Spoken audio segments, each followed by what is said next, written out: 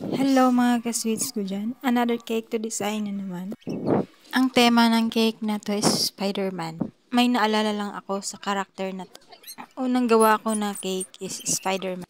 Iyak ako ng iyak nun kasi hindi ko makuha yung tamang kulay. At yung icing ko nun is bagsak na bagsak. Pero ngayon, alam ko na ang technique. Technique kung paano magtimpla ng mga kulay. At yung icing is madali na lang gawin para sa akin. Bilang home baker, ang hirap mag-aral ng mag-isa. Pero hindi ako sumuko. Laban lang ng laban. Ang cake na ito is special para sa akin kasi cake ito ng aking baby. First birthday niya.